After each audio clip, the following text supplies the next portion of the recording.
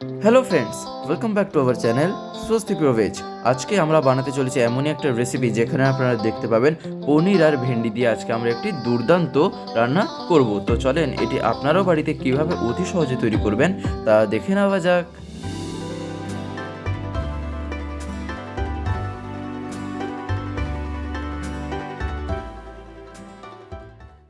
আমরা সবথেকে প্রথমে এখানে পাশে ভেন্ডি রেখে নিয়েছি, আশা করি আপনারা দেখতে পাচ্ছেন একটা পাত্রের পাশে। আর তার পাশে আমরা রেখে নিচ্ছি হলো পনির। আশা করি আপনারা দেখতে পেয়েছেন যে পনির আর ভেন্ডি যে আমরা কোন সাইজে এখানে কেটে নিয়েছি। আর এখানে আরেকটা পাত্রে বিভিন্ন মশলাপাতির মধ্যে আমরা যে জিনিসগুলি নিয়ে নিয়েছি তা হলো ধনেপাতা, পোস্ত, তারপরে চালমগজ, গোলমরিচের গুঁড়ো, ভাজা জিরে লঙ্কা গুঁড়ো, হলুদ গুঁড়ো, তারপরে লবণ আর কাঁচা লঙ্কা। আর এখানে টমেটো সস, তারপরে চিলি সস, আর এই কয়েকটা জিনিস আমরা এখানে মেনলি নিয়ে নিয়েছি। তো যাই হোক, এইবারে আমরা এখানে একটা কড়াইতে কিছুটা তেল নিয়ে প্রথমে 5 ফোড়ন দিয়ে দিলাম।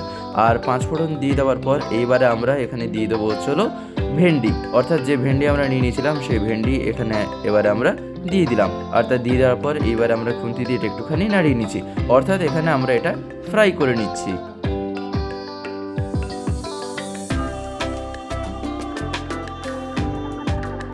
আর এইবারে আমরা এখানে দিয়ে দেবো হলো পনির, অর্থাৎ যে পনির আমরা পিস পিস করে কেটে নিয়েছিলাম সেটাই আমরা এখানে দিয়ে দিলাম। আর আশা করি আপনারা দেখতেও পেয়েছেন যে কোন সাইজে এখানে আমরা যেগুলি কেটে নিচ্ছি, অর্থাৎ ভেন্ডি যে কোন সাইজে কাটা হয়েছে আর পনিরও যে কোন সাইজে কাটা হয়েছে।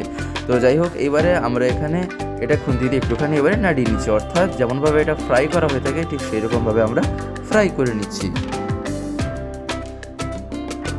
আর এইবারে আমরা এখানে কিছুটা লবণ আর হলুদ গুঁড়ো এই দুটো জিনিস দিয়ে দিলাম।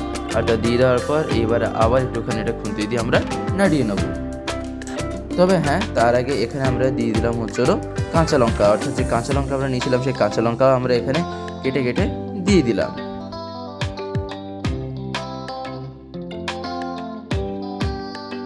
তো যাই হোক, এইবারে আমরা এখানে দিয়ে দিলাম হলো চালমগজ, অর্থাৎ যে চালমগজ আমরা নিয়েছিলাম সেই চালমগজই আমরা এখানে দিয়ে দিলাম।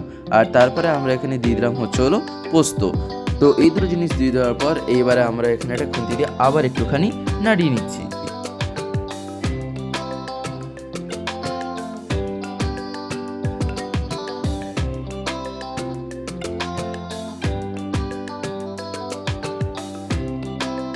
তো যাই হোক, এখানে এটা খানিকক্ষণ নাড়িয়ে নেওয়ার পর এইবার আমরা এখানে দিয়ে দিলাম হলো কিছুটা পরিমাণে টমেটো সস। আর একই সাথে আমরা এখানে দিয়ে দেবো হলো কিছুটা পরিমাণে চিলি সস। তো এই দুটো জিনিস এখানে দিয়ে দেওয়ার পর এইবারে আমরা খুন্তি দিয়ে এটা আবার একটুখানি নাড়িয়ে নেবো।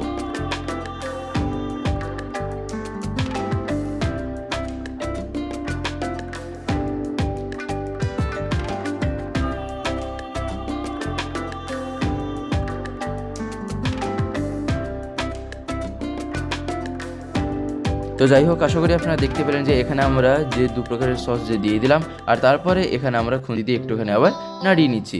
আর এইবারে আমরা এখানে দিয়ে দিলাম হলো ভাজা জিরে লঙ্কা গুঁড়ো, তারপরে আমরা এখানে দিয়ে দিলাম হলো গোলমরিচের গুঁড়ো, আর তারপরে আমরা এবার এখানে দিয়ে দিলাম হলো কিছুটা পরিমাণে ধনেপাতা। আর তা দিয়ে দেওয়ার পর এইবারে আমরা আবার একটুখানি এটা খুন্তি দিয়ে নাড়িয়ে নেবো। তো ঠিক একই রকমভাবে আপনারাও পরপর এই জিনিসগুলি দিতে থাকবেন আর তারপরে মাঝে মাঝেই ঠিক এইরকমভাবে আপনারা এটা খুন্তি দিয়ে নাড়াতে থাকবেন। আর তারপরে এখানে এটা খানিকক্ষণ নাড়িয়ে নেওয়ার পর এইবারে আমরা এটা গ্যাসে কিছুক্ষণ একটুখানি রেখে নিলাম। আর তারপরে এখানে এটা রেখে নেওয়ার পর এইবারেই আমরা একটা পাত্রে এখানে এটা নামিয়ে নেব। অর্থাৎ আমাদের আজকের এই যে রেসিপি যে আপনারা দেখতে পেলেন যে আমরা কীভাবে বানালাম এই পনির আর ভেন্ডি দিয়ে আরও যে বিভিন্ন রকম মশলা দিয়ে, আপনারা এটা বাড়িতে অতি অবশ্যই ট্রাই করে দেখবেন। আশা করি আপনাদেরও খুবই ভালো লাগবে, বিশেষ করে গরম গরম ভাতের সাথে কিন্তু এটি খেতে দুর্দান্ত লেগে থাকে। তো যাই হোক, আজকের এই ভিডিওটা এবার আমি এখানেই শেষ করব। শেষ করার আগে আপনাদের কাছে একটি কথাই বলবো, যদি আজকের এই ভিডিওটি আপনাদের ভালো লেগে থাকে তাহলে একটি লাইক করে দেবেন, সবার ভিতরে শেয়ার করে দেবেন, কেমন লাগলো নিচে একটি কমেন্টে লিখে জানাবেন। আর যদি চ্যানেলটিকে এখনো সাবস্ক্রাইব করে না থাকেন তাহলে অতি অবশ্যই চ্যানেলটিকে সাবস্ক্রাইব করে বেল আইকন প্রেস করে অল করে রাখতে একেবারেই ভুলবেন না আরও এরকম রেসিপিস পাওয়ার জন্য।